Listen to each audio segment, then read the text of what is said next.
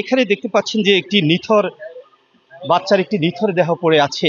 এটি অত্যন্ত বলাই বাহুল্য আসলে কতটা কষ্টের এবং হৃদয় বিদারক। যেই বাচ্চাটি ৩ বছরের সুমাইয়া আক্তার, যার নিথর দেহ এখানে পড়ে আছে, যার এ বয়সে আসলে আনন্দে হাসি গানে খেলাধুলার করার বয়স, সে বয়সে আসলে তাকে মৃত্যু পথযাত্রী হয়ে পরপারে পাড়ি দিতে হচ্ছে।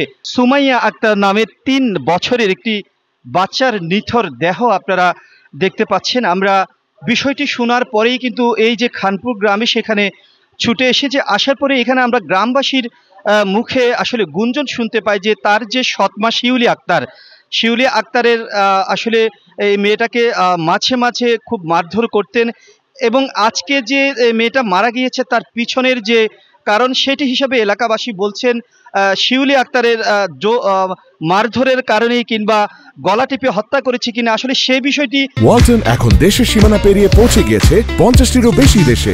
ওয়ালটন, ঘরে ঘরে বিশ্বজুড়ে।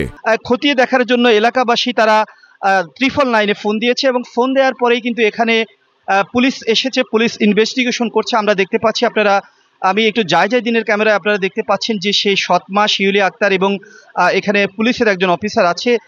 এখানে আমরা যেই সৎমার বিরুদ্ধে অভিযোগ, আমরা ওনার সাথে কথা বলেছি। উনি আমাকে জানিয়েছেন যে এই বাচ্চাটি তার সৎ মেয়ে এবং প্রায় সময় সে বিছানা কাপড় আসলে যেখানে সেখানে পায়খানা করে সেই কাপড় চোপড় নষ্ট করে দিত, যার কারণে সেই আসলে মেয়েটাকে মারধর করেছেন। তোরা বলেছেন আমি তো সৎমা, এখন যদি সবাই বলে যে আমি মেরে ফেলছি, এই ধরনের আসলে উত্তর দিচ্ছেন তিনি। এছাড়া এলাকার যারা আছেন, আমরা এখানে অনেকের সাথে আসলে কথা বলেছি, প্রত্যেকে আমাদেরকে জানিয়েছেন যে বাচ্চাটির যে সৎমা শিউলি আক্তার, তার আরেক জায়গায় আগে বিয়ে হয়েছিল এবং বাচ্চাটির যে বাবা ফয়সাল আহমেদ, তিনি বর্তমানে সৌদি আরবে আছেন। এবং আমি বাচ্চাটির বাবার সাথেও আসলে কথা বলেছি। বাচ্চাটির বাবা ফয়সাল আহমেদ আমাকে জানিয়েছেন যে বাচ্চাটি আসলে যেখানে সেখানে পায়খানা করে দেন এবং তিনি আসলে ওনার কথায় যতটুকু আমরা বুঝতে পেরেছি, উনি আসলে স্ত্রীকে নিরাপত্তা দেওয়ার একটা বক্তব্য তিনি তুলে ধরেছেন। তিনি বলেছেন যে আসলে সৎমা হলে যে আমার ওয়াইফ বাচ্চাকে মেরে ফেলেছে এটার তো কোনো গ্যারান্টি নেই।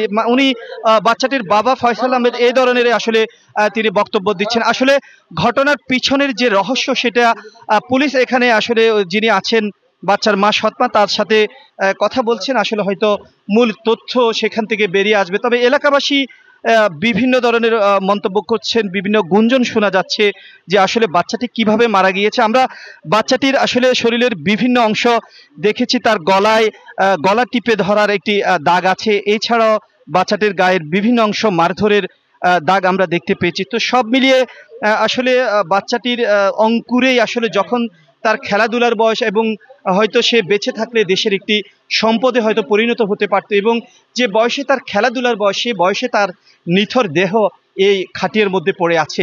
তো সব মিলিয়ে আমরাও চাই যে এই যে ঘটনার যে সুষ্ঠু তদন্ত সাপেক্ষে এর প্রকৃত সত্য বের হয়ে আসুক, সেটাই আমরা চাই। এবং এই এলাকাবাসীর একটাই অভিযোগ যে এই ঘটনার পিছনের যে ঘটনা বা রহস্য সেটা যেন বেরিয়ে আসে, এবং এই সৎমা যদি এই মৃত্যুর সাথে জড়িত থাকেন তাহলে তার যেন দৃষ্টান্তমূলক শাস্তি হয়, সেটিও চাচ্ছেন এই এলাকার মানুষ।